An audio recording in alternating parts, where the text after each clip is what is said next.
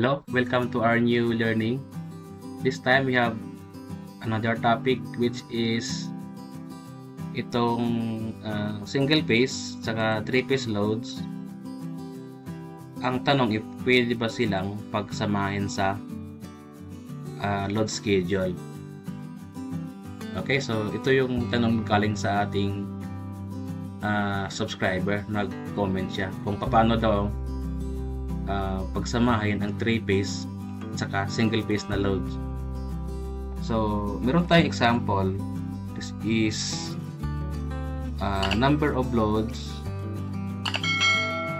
itong sa load description. So, meron tayong 18. Actually, sample lang ito. We have blower. Yung application nito is industrial. That is why puro mga pumps, motor or blowers yung loads natin. So we have a sample, blower 1, blower 2, 1300 BA. Saka yung phase niya is single phase. Saka 230 volts. Saka itong full pump 1, full pump 2, single phase sila na 1800 BA. Saka itong ECU load, single phase rin. And then meron tayong 3-phase na ECU load 3 and 4. So 10,500 3-phase and 230 volts. And then motor load, single phase pa rin, 1800 sa 15 BA. And then pump 1, 2, 3, 4. So single phase lahat with its corresponding BA capacity. Saka yung ating left motor, so 4, 3-phase, saka the same ng load in terms of BA. So then the same yung kanilang voltage. Okay, so actually itong loads na to halo na. Merong single phase saka merong 3-phase. So meron tayong sample na load schedule na gawa natin para to determine yung kanilang paano i-balance. Okay, so ito we have a combination of single phase and 3-phase loads in a load schedule. Actually, meron tayong column, ito is circuit number, load description. Actually, kinopya lang to nung sample natin. Ito. And then load in terms of BA, ito rin yun. Okay, phase. So yung phase natin pwede rin natin gayahin na lang din. Ilagay natin sa column na to. Volts, actually 230 volts, the same. Okay, itong column na to, ito yung current. So meron tayong AB. So line AB, this is for line BC, this is for line CA, saka ito is 3-phase. So connected yung A, B, and C. So ang tanong if pwedeng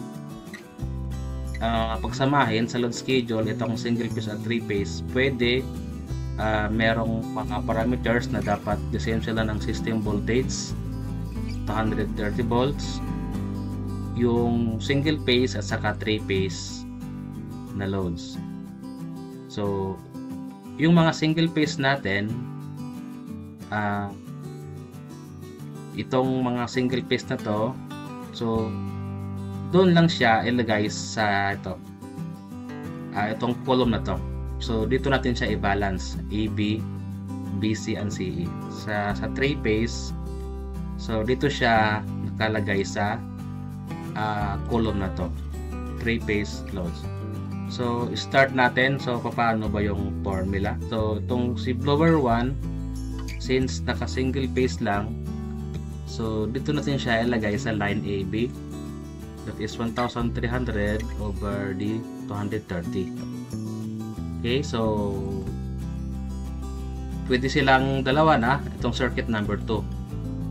So 1,300 over 230, 5.65. So si BC, itong number 3 at saka 4, since single phase sila, pwede siya sa line BC. It's 1/8 over 230. Okay, the same. So say dito sila sa legs na to, or sa line na to nakakabit. Itong CE natin, ECU load number 1 at saka 2, circuit 5 and 6. So dito ilagay sa CA. Okay, so the same na lang dito. And then nakalimutan natin to get the total.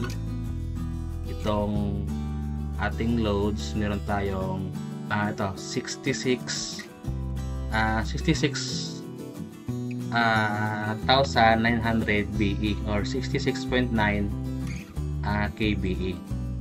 Okay, so we're done on the circuit 1 and 6.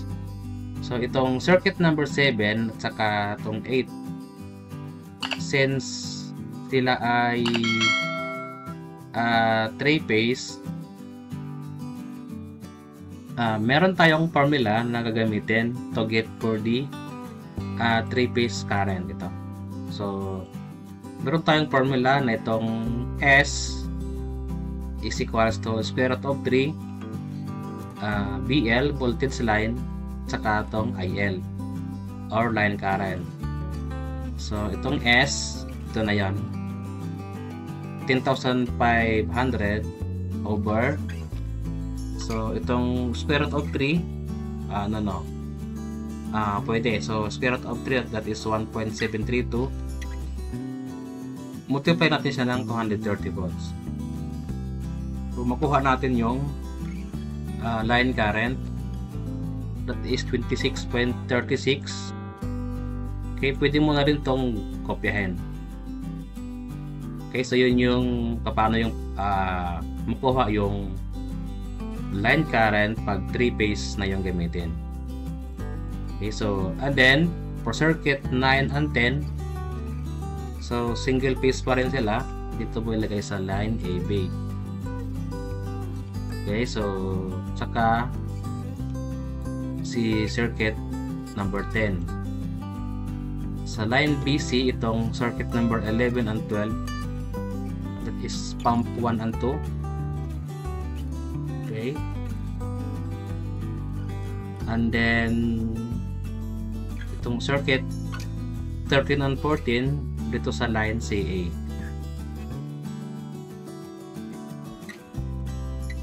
Okay, the rest, circuit 15, 16, 17, 18, since 3-phase sila, so the same ng formula, total BA 7.5, divide mo siya ng square root of 3, multiply mo siya ng voltage, which is 230, it is 18.83, and then you can drag it to the succeeding circuit. The same lang naman sila. Okay, so if you can see the total for line AB, which is 25.65, for line BC 26.52, for line CA 25.65. so if you see the total, so makikita mo na mga they're closest to each other, so balance yung ating load schedule. So ganito paggawa ng load schedule, kung papaano yung single phase at saka si 3-phase. Tsaka ang tanong kung sir, pwede ba ako mag-start sa line CA, BC at saka EB?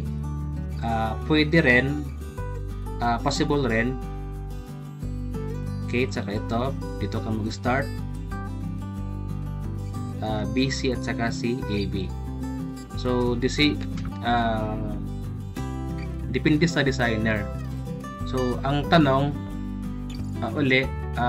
sir, kung pwede ko na lang ba itong mga 3-piece pagsamahin ito saka itong sa baba, let me say ito. So kunin ko siya, ilagay ko dito, pwede kong pagsamahin. Okay, and then i-drag mo to ulit. So pwede rin para actually madali i-fabricate ng supplier. So depende rin sa configuration mo. So gaya nito, circuit 1 to 12, puro sila single phase, and then 13 to 18, puro sila 3-phase.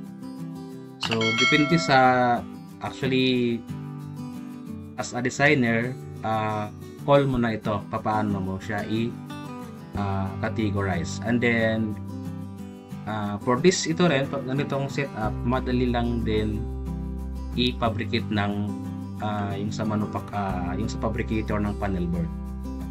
Okay, since naka-categorize na yung 1 to 12 single phase, saka yung ating 3-phase naka-separate na rin. Okay, so to be clear pala, yung ating system voltage here is 230 volts. Tatlong wire, line A, line AB, line C. So tatlong wire plus ground. Okay, so yun yung configuration pag 230 volts 3-phase. So nasagot na natin yung tanong na pwede ba pagsamahin sa load schedule? Pwede, provided na same sila ng system voltage 230 volts, saka the same ng poles ang single phase saka sa 3-phase. So sir, paano pag ito mayroong ditong 400 volts? So ang 400 volts is meron na siyang neutral, so hindi compatible, hindi siya pwede. Kung 230 volts ka lang, 3-phase. Pag 400 volts yung load mo, so paghiwalayin mo na sa isang panel board yung mga 400 or 380 volts na mga loads. Huwag mo ihalo sa 230 volts. Okay, so nasagot na natin yung tanong na pwede silang pagsamahin. Okay, so I hope you learn sa ating short content lang naman to. Please subscribe para kayo updated sa mga video na every time i-upload ko.